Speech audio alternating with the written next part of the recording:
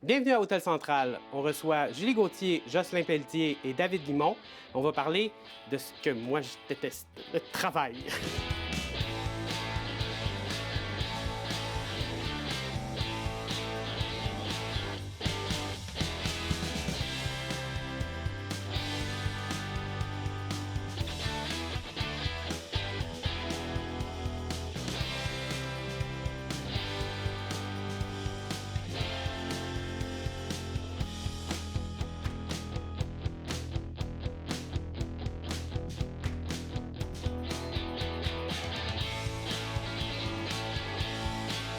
Je fais jamais ça, mais on a l'impression que quand on rencontre quelqu'un, c'est tellement important le travail que on va lui demander OK, t'es qui, mais qu'est-ce que tu fais dans la vie?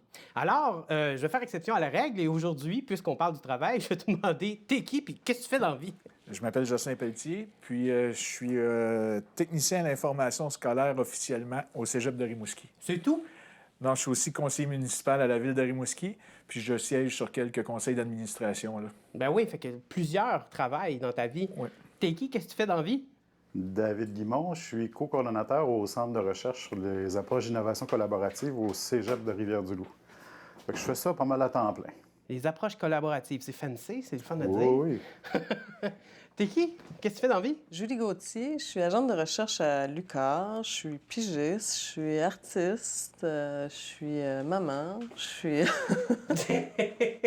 Mais c'est drôle parce que, justement, si on prend ton cas en particulier, te faire demander qu'est-ce que tu fais dans la vie, tout de suite en partant, toi, ça doit être quelque chose qui ne doit pas être facile à répondre. C'est pas dans des cases, nécessairement. Ouais, j'ai l'impression qu'on y va hiérarchiquement parce qu'il nous prend le plus de temps, ou on est salarié pourquoi. Oui, c'est spécial comme question, Après pareil. ça, Hein? on décline les alentours, là. Mais ouais, on est beaucoup... Pour avoir eu des périodes dans ma vie où j'avais pas de travail, quand les gens te demandent « tu fais quoi? » Puis, chômage. Spécial ce que ça fait à l'intérieur, pareil, Ouais. Hein, quand on se fait demander qu'est-ce que tu fais, puis là, t'es tout dans ce moment, t'es comme dans une passe à vide. Oui, c'est un peu comme si on a-tu encore une identité si on travaille pas. Faut le faire, là. C'est à ce point important, le travail Ouais, dans nos je sociétés. pense que les gens qui prennent leur retraite, ils ont ce choc-là aussi, là, de C'est plus vrai. être associés au travail qu'ils ont eu toute leur vie, là.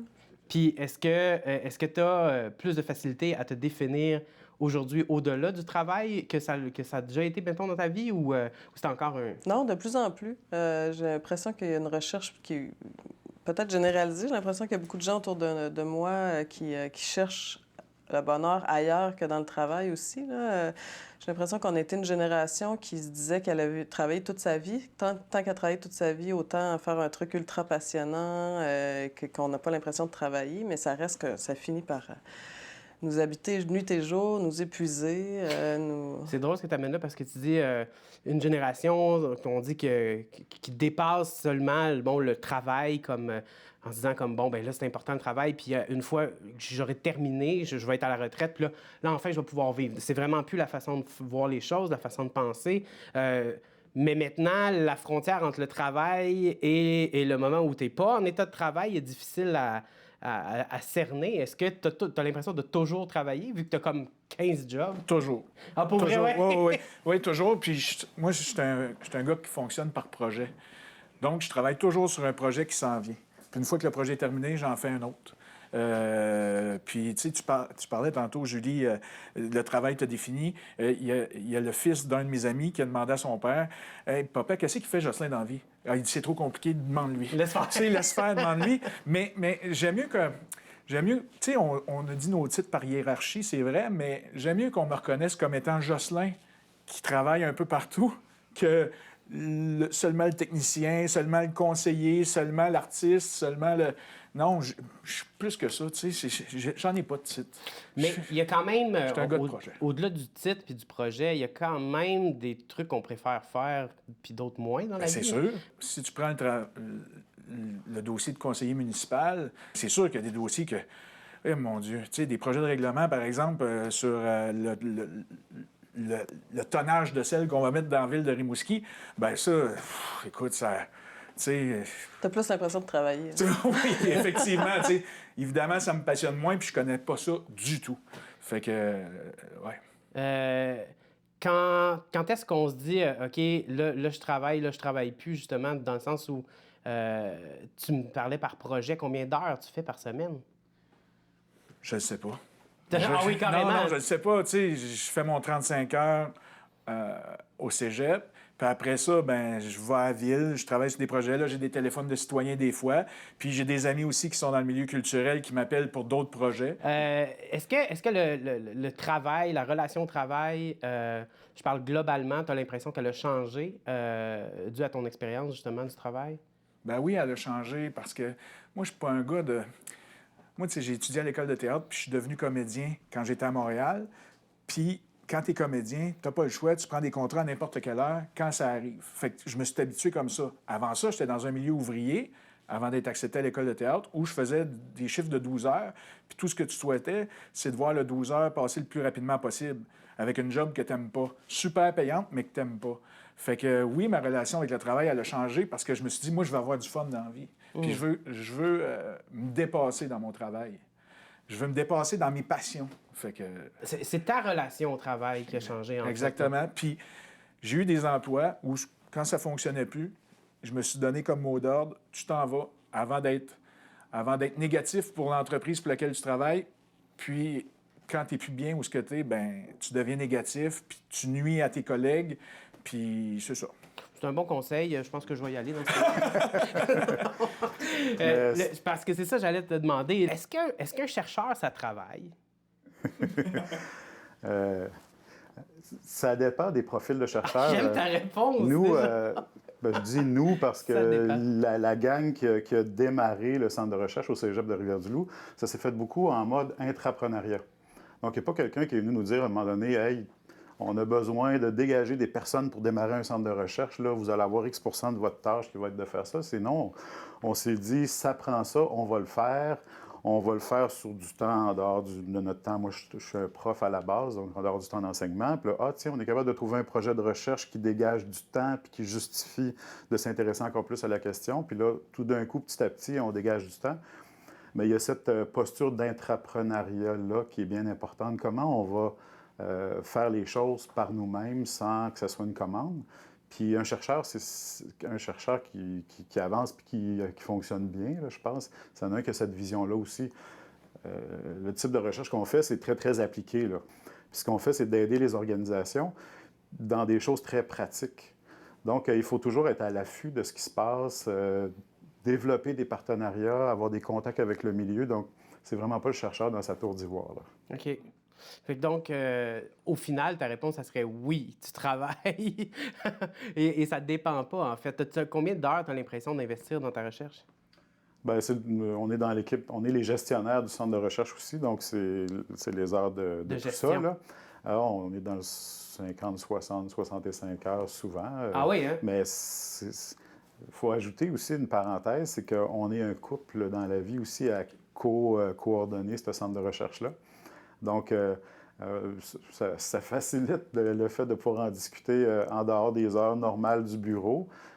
Puis aussi, ben, on a une vision puis des projets autour de ça, de comment on peut l'amener plus loin.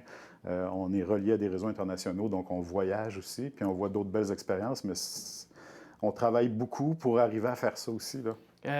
Parle-moi de ça. Il y a beaucoup de gens qui seraient pas game de travailler avec leur conjointe. Ouais. Ça fonctionne? Ça fait combien de temps que vous travaillez ensemble? De 3-4 mois avant qu'on commence à se fréquenter. Ah oui, hein? Non, on s'est connus dans les sous-sols du stade olympique, là. Oh, cute. C'est cute! Les associations nationales de loisirs au Québec, il y en a plusieurs qui sont installées là-bas, le Conseil québécois du loisir, puis d'autres comme ça. Donc, c'est là qu'on s'est connus. Puis après, ben, la vie a fait qu'on a travaillé ensemble au cégep comme deux profs, mais des profs. C'est comme des travailleurs autonomes, des profs au cégep, là. Donc, on a une autonomie, on n'a pas un boss direct. Notre boss, c'est un programme, c'est un papier, hein, quand on est au cégep. Donc, c'est peut-être un peu comme des profs d'université aussi, donc des êtres autonomes. Tandis que là, on est dans un bureau qu'on doit co-coordonner, donc il y a beaucoup plus de travail à faire ensemble, d'ajustements à faire. Puis la question, c'était comment ça se passe? Ouais. Ça se passe bien. Oui, t'as pas le choix de le dire, on est filmé. Il y a des défis, c'est Ouais, sûr, ouais. parce que des fois, on pense pas pareil, puis là, il faut réussir à ajuster ces écarts de vision-là. Puis des fois, ça peut prendre du temps, puis il y en a un qui cède, il y en a un qui accepte, puis ou ben non, on réussit à construire ensemble. Fait que oui, c'est un défi, mais ça fait 19 ans. Fait que, Wow, pas 19 ans c'est qu'on est au fascinant. centre de recherche, mais 19 ans qu'on est ensemble. Ouais, ouais, Le ouais. centre de recherche, ça fait 7 ans, donc 7 ans, quand même. ça Mais donc, ça marche. comment tu fais pour tracer la ligne, toi? Parce qu'on parlait de frontières tout à l'heure entre le travail, là, c'est plus du travail. C'est difficile à 10 heures le soir quand tu as un flash de pas l'exprimer directement à ton collègue de travail qui est à côté de toi, finalement. Bon, on a tous les deux le même profil. OK. Donc, c'est Rachel, elle aurait pu être à ma place ce matin aussi pour parler de ça aussi. Donc, on n'a pas la même personnalité, mais par rapport au travail, on a le même profil de s'y mettre quand l'idée vient, de faire le temps de réflexion, des fois le soir ou la fin de semaine, parce que le jour, la semaine, c'est trop actif avec tout le monde autour qui a besoin de soutien, puis d'avoir des réponses à des questions, puis tout ça. Donc, c'est notre manière de se mettre dans notre bulle pour réfléchir puis planifier.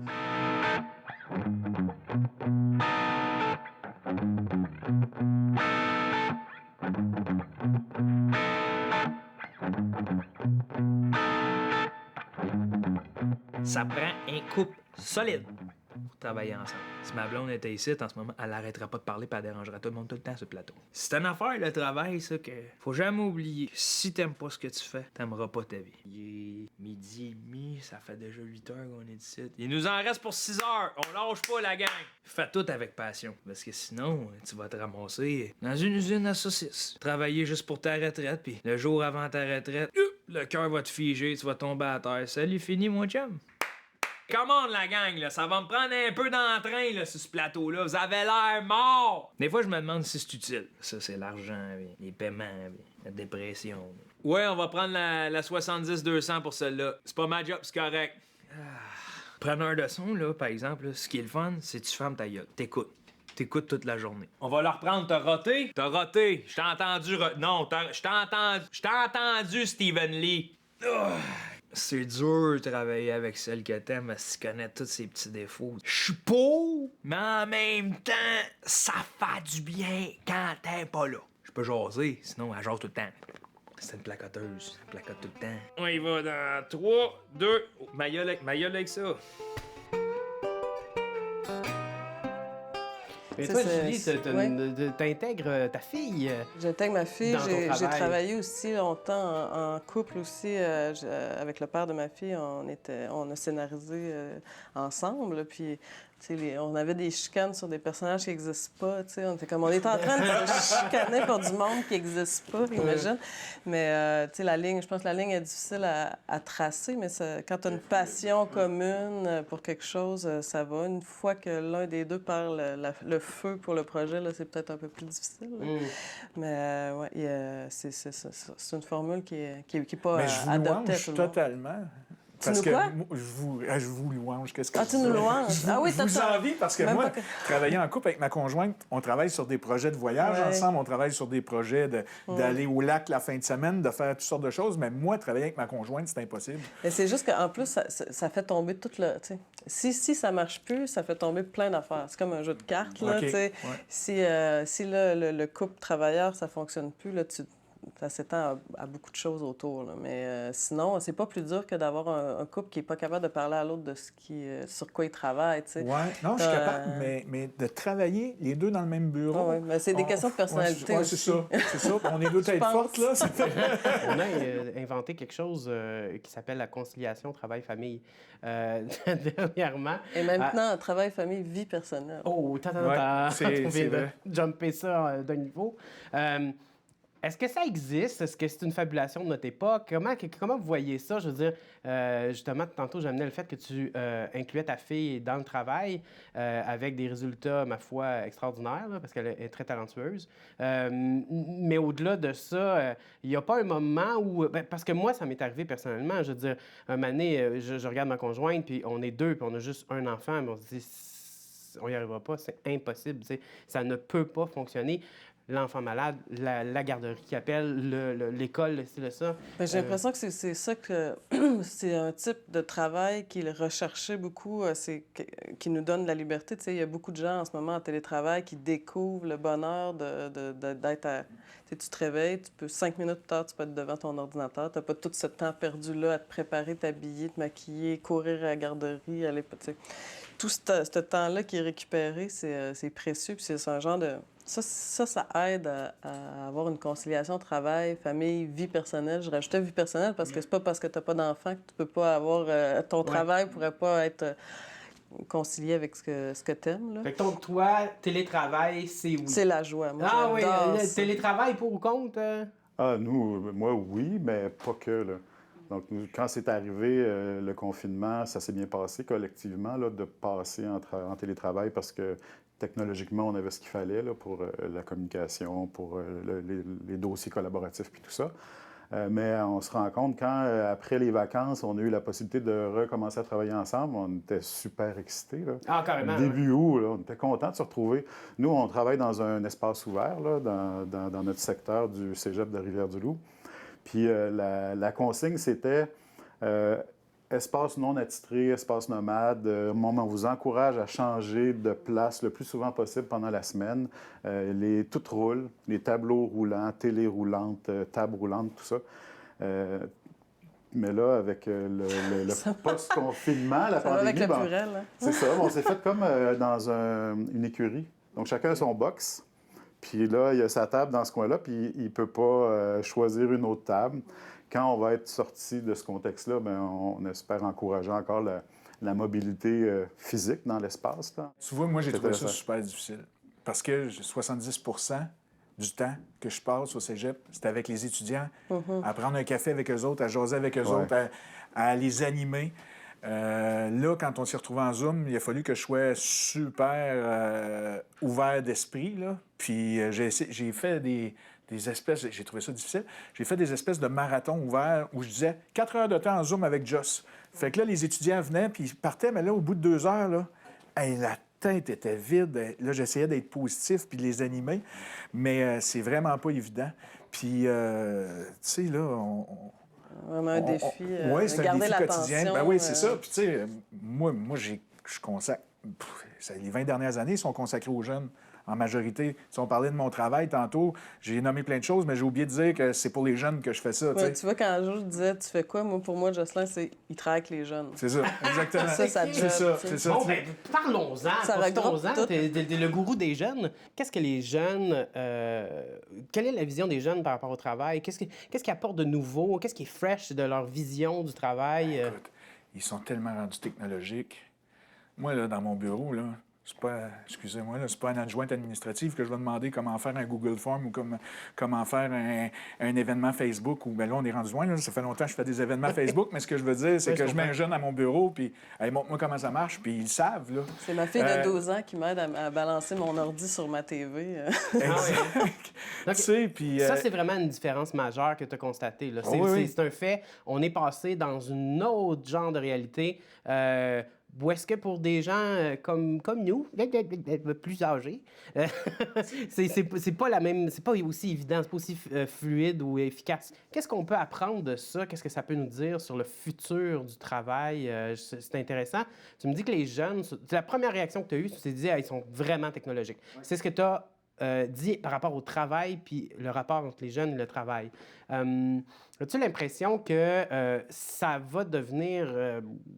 ça va prendre une place qui est assez particulière, là, cette technologie-là, dans le futur, au niveau du travail? C'est sûr, c'est certain. Puis, tu sais, puis on parle des jeunes, ils sont tellement ouverts d'esprit, même si on dit le contraire des fois, puis on dit « Ah, les jeunes, c'est... » Tu sais, quand j'étais jeune, les vieux disaient ça de nous autres, les jeunes, c'est plus ce que c'était. Puis j'entends encore ce discours archaïque-là en parlant des jeunes. Ils sont juste plus ouverts, puis ils ont une soif d'apprendre incroyable, puis ils vont nous amener encore plus loin. Puis je regarde la belle jeunesse qui milite dans les rues, puis qui s'investit pour les droits humains. Il y en a plein, il y en a comme ça. C'est sûr dans les médias, on voit souvent des choses plus négatives par rapport aux jeunes, là, mais moi, ça me nourrit tellement. Tellement. Ouais, j'ai l'impression que les jeunes vont plus aller vers un travail qui va nourrir leur développement personnel ou professionnel. Oui. Ils vont plus facilement partir d'une job salariée, permanente, pour aller vers un projet qui les motive. Ils sont moins angoissés de passer d'une job à l'autre que oui, dans l'ancien temps, oui. Où tu étais content d'avoir une permanence, puis peu importe si tu aimais ta job ou pas, tu avais un chèque de paye. Quand j'ai annoncé à mon père que je quittais l'usine où je travaillais à Valleyfield pour aller en théâtre, je pensais qu'elle allait mourir d'une crise. Bien, il est mort d'une crise de cœur, mais plus tard. mais je me souviens, il avait essayé de convaincre mon ex-conjointe de... Hey, écoute, ça n'a pas d'allure, il s'en va à l'école de théâtre, il gagne un bon salaire, puis ce qu'on pensait être des avantages, comme donner une permanence, donner des avantages sociaux, ça fait fuir une partie des gens. « Ah non, une permanence, j'aimerais mieux des contrats, je ne veux pas m'engager. » Pourtant, c'est ce que plusieurs employeurs pensent être des avantages. Là. Puis il y a l'autre côté aussi, il y en a des fois qui vont dire hey, équipe, on a acheté une table de baby-foot puis 2 divans, on est rendu à un open space, à partir de maintenant, là, on va changer notre manière de travailler. » Donc, ce qui arrive d'en haut, qui est imposé, qui n'est pas préparé, ça ne marchera pas, c'est fake, c'est ça. Je lisais un article récemment, puis sur ce sujet-là, des employeurs qui essayaient de mettre un baby-foot pour rendre ça cool, le travail. Mais pour les employés, c'était encore de mettre la vie personnelle puis la vie professionnelle ensemble. Il faut que tu t'amuses au travail. Reste après le travail aussi pour jouer une game de baby-foot avec tes collègues.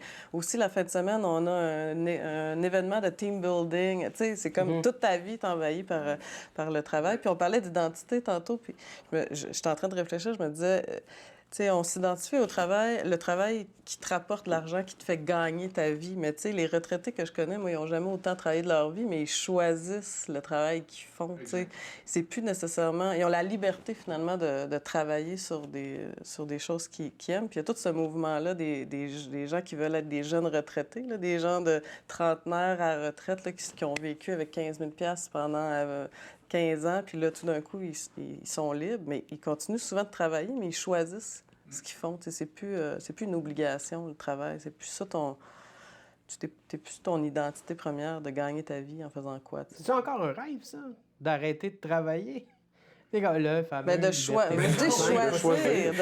C'est pas d'arrêter de travailler, mais c'est de choisir ce que tu... d'avoir la liberté de choisir ce sur quoi tu travailles. T'sais. C'est bien beau, mais je vous écoute, là, puis je pense à quelqu'un qui punch, là, dans un punch clock, là, dans une espèce de machine pour dire, bon, je suis rentré, j'ai fait tant d'heures. Toutes ces réalités-là dont on parle, ça semble extrêmement... loin de la réalité, là, tu sais. Il y a des gens qui doivent travailler un puis il y en a qui aiment ça aussi, heures. tu sais. Moi, souvent, je me suis dit, tout le monde est comme moi dans la vie, là. Tu sais, tout le monde aimerait ça, que ce soit libre. Mais il y en a qui... Tu sais, moi, le père de ma fille, il a une job très routinière. Il punch le matin, de punch le soir. Il pense pas à ça en dehors de ça, puis c'est ça qui le rend heureux, tu sais. Puis il a travaillé dans le milieu culturel, là, tu sais, puis il a fait un truc qui le passionnait. Puis pour ce qui est du travail, il y a mieux un truc qui prend pas ça tout son cerveau n'est pas là-dedans tout le temps. Exact. Ma conjointe est comme ça aussi. Elle rentre travailler, elle travaille à l'hôpital, elle rentre à 8 h le matin, elle ressort à 4 h 30. Après ça, non. C'est pas fait pour tout le monde d'être passionné. C'est ça. Puis elle est passionnée par son travail, par exemple. Elle est vraiment passionnée, puis elle est bonne dans ce qu'elle fait, puis elle aime ça, elle tripe. Mais à 4 h 30, quand t'as terminé, elle, là, c'est fini. Elle est à la maison, là. C'est drôle parce qu'il y a la perception qu'on a nous-mêmes de notre travail, mais il y a aussi la perception que les autres ont. On s'entend sur la liste des gens les plus appréciés ou des travails les plus appréciés. Politiciens, ça arrive pas mal en fin de peloton. Les gens vont avoir une mauvaise opinion des politiques, puis ils vont avoir une bonne opinion du travail que ta conjointe fait, par exemple. Exactement. Mais je vais te donner un exemple. Si j'avais commencé par la politique avant d'être apprécié par la jeunesse, parce que moi, mes premiers jeunes que j'ai eus à Rimouski sont rendus à 32 ans. OK, j'y suis. C'est des vieux jeunes. C'est des vieux jeunes maintenant. Mais ils me connaissent sous mon vrai jour. Si je n'avais pas fait 10 ans dans le communautaire, puis 15 ans de bénévolat, puis peu importe, je suis impliqué dans plusieurs choses, au football, à l'impro, tu sais, les gens, là, quand, mettons, la ville prend une décision, là, puis que les gens pensent qu'il y a de la magouille, puis que ça se fait comme ça, bien, ils sont un peu plus réticents à dire « Hey, Jocelyn, t'es un crosseur, façon de parler, tu nous as enfiroppés parce qu'ils me connaissent. Ça fait que dans ce temps-là, ils sont plus polis avec moi, ils viennent plus. C'est sûr qu'ils me posent des questions serrées. Il y a des fois, je peux pas tout dire, mais le fait que je travaille dans le public depuis des années, avant de me faire traiter de crosseur, ils ont une petite gêne, puis ils viennent me voir, ou ils m'écrivent, ou ils m'appellent. Mais au-delà du fait que tu as travaillé en usine, que tu as fait du bénévolat, puis qu'ensuite Ouais. tu as migré entre autres vers la politique, quand tu es chez vous le soir, là, Oui. puis que tu constates que les gens pensent que le travail que tu fais dans la Ouais. vie, c'est pas bon. Comment on vit avec ça? Ben moi, honnêtement, là, premièrement, des fois, je le prends personnel. C'est difficile parce que je suis habitué d'être aimé, puis on veut se faire aimer. Moi, je fais de la politique. Surtout quand t'es comédien. C'est ça, la exact. job Ben de oui. comédien, c'est Ben un oui, peu ben, d'être aimé. tu sais, je fais du faire théâtre de la au cégep à psychopa. tous les jours avec les jeunes. Là. Tu sais, c'est une façon de jouer encore. Tu sais, je suis le visage qu'ils voient le plus souvent, les jeunes. Mais en politique, c'est sûr que quand il y a une avalanche de courriels puis d'articles négatifs par rapport à moi, par exemple, des fois, c'est dur. Puis des fois, ma conjointe, elle me dit « T'es-tu sûr que t'es faite pour faire ça? » Ce que je retiens de notre discussion, en fait, c'est deux choses. On a parlé des technologies, on a parlé donc à l'intérieur des technologies des réseaux sociaux. Ça a pris comme une grosse place dans notre discussion. Puis on a parlé aussi, étonnamment, ou peut-être grâce à toi, mais aussi des jeunes énormément. Fait que je pense que ça révèle un peu aussi l'époque dans laquelle on vit, puis notre relation au travail. Il y a vraiment quelque chose là qui n'existait pas avant. Puis c'est malheureux parce que j'adore mon travail, mais on doit terminer ici la discussion ici. Mais on aura l'occasion de le poursuivre à l'extérieur du travail. Merci beaucoup d'avoir participé à la discussion. Merci.